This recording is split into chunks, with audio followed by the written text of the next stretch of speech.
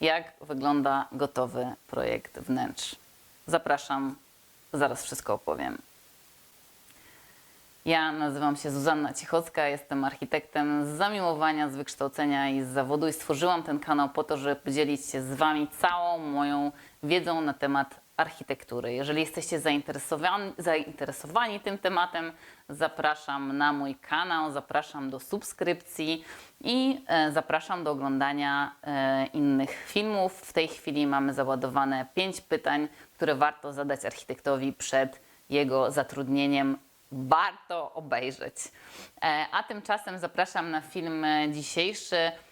Będę opowiadać o tym, jak wygląda gotowy projekt wnętrz, czego możecie się spodziewać po takim projekcie.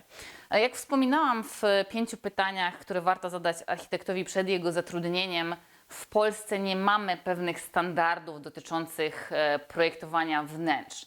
To znaczy, że nie możemy czegoś oczekiwać w związku z tym, że jest jakieś prawo w Polsce, które mówi, że projekt wnętrz powinien tak wyglądać. Inaczej jest z projektem architektury budowlanki. Tam mamy prawo, ale to muszę nakręcić osobny film. To jest bardzo długi film, więc na razie zostańmy przy projekcie wnętrz. I taki projekt wnętrz, jak wygląda, ja podam to na przykładzie projektu, który tworzę w moim biurze. I tutaj też jest 5 podpunktów, najwyraźniej lubię numer 5, więc tutaj też tak będzie, zupełny przypadek. Numer 1 to inwentaryzacja. Inwentaryzacja to jest pomiar przestrzeni, która już istnieje, czyli mamy wnętrze, mierzymy piony, poziomy, sprawdzamy gdzie są jakie kąty, na jakiej wysokości parapety i tak dalej. Robimy to po to, żeby projekt wnętrz był dopasowany w 100% do danego wnętrza. Oczywiście możemy taki projekt w pierwszej fazie koncepcyjnej zrobić na pliku od dewelopera, zazwyczaj jest to plik DWG, ale on na pewno będzie miał jakieś zmiany w późniejszym czasie ze względu na to, że na budowach zawsze jakieś zmiany następują, więc warto tak czy siak na pewnym etapie zrobić tą inwentaryzację, czyli rysunek wnętrza, pomiar wnętrza. Następny etap to jest projekt koncepcyjny. Projekt koncepcyjny to jest ten moment, w którym pracujemy z klientem na moodboardach, modelach 3D, renderingach. Tutaj jak gdyby technika zazwyczaj jest wybierana przez biuro, w którym pracujemy, tudzież może być wybrana przez Was. Ważne jest, żeby ta technika podania tego projektu trafiła do Was, żebyście to zrozumieli.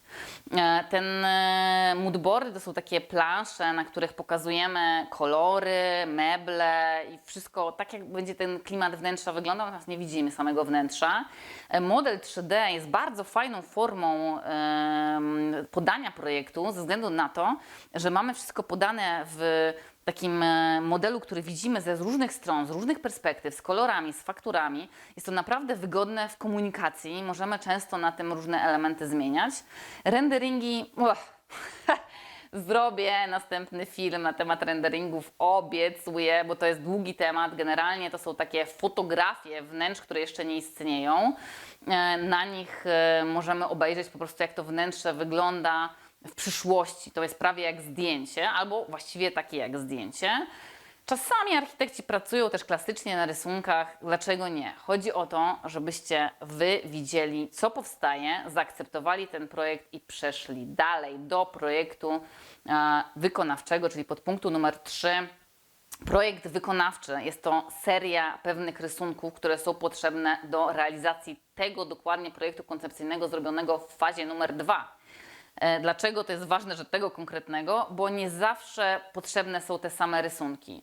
Czasami potrzebujemy rysunków stolarki, czasami nie potrzebujemy, czasami potrzebujemy szczegółowych detali, nie wiem, sztukaterii, czasami nie potrzebujemy, ale tutaj mamy pewne rysunki, które po prostu są niezbędne. Ja zawsze mówię, że takie rysunki to elektryka, podłogi, ściany, aranżacja, wyburzenia. I to są takie właściwie podstawowe rysunki, które musimy mieć, ale naprawdę warto jest podpytać o ilość rysunków tutaj, w tym momencie projektanta, ponieważ to właściwie projektant będzie wiedział bardziej do danego projektu, ile tych rysunków musi wykonać. Po projekcie wykonawczym następuje faza numer 4. Faza jak ważna w dzisiejszych czasach. Ja po prostu uważam, że właściwie nie wiem, czy nie najważniejsza w tym momencie, ponieważ to jest faza, którą ja nazywam kosztorys. I to jest faza, w której wyceniamy cały projekt, ile on będzie kosztował. Zazwyczaj ja to robię w wersji elektronicznej, tak, żeby klient mógł łatwiej sobie to zmieniać i kontrolować te wydatki. Kolejna faza, i to już taka powiedziałabym ostatnia, to jest faza nadzoru autorskiego. Nadzór autorski to jest po prostu kontrolowanie albo na budowie, albo tak jak u mnie w biurze jest mailowo i telefonicznie. Oczywiście ja też jeżdżę na budowy, ale to mailowo i telefonicznie mam w cenie projektu, można powiedzieć w takim gratisie, no bo nie wyobrażam sobie momentu, w którym klient zostaje sam z budową i nie może nawet do mnie zadzwonić, albo mam numer 0700 i mówię tak, no za każdą minutę 100 zł, tak? No nie, to jest, ja jestem autorką projektu, moje biuro jest, jesteśmy wszyscy autorami tego projektu i chcemy, żeby ten projekt został zrealizowany najlepiej, jak to jest możliwe. Te nadzory dla ciekawostki powiem, że nadzory projektów architektonicznych są w ogóle obowiązkowe. Płatne, od razu powiem, płatne, ale obowiązkowe. Natomiast we wnętrzach nie mamy, tak jak wspomniałam, takich kanonów, pewnych ustaw, które nam to wszystko mobilizują i mówią, czego możemy wymagać, czego nie, ale możemy tego wymagać w umowie, tak? W umowie, którą podpisujemy z architektem, też pewnie warto zrobić taki film, a tymczasem zapraszam na mój kanał, zapraszam na inne filmy, zapraszam do subskrypcji, jeżeli jesteście zainteresowani tematem. Na pewno znajdziecie mnóstwo podobnych filmów na moim kanale, więc do zobaczenia.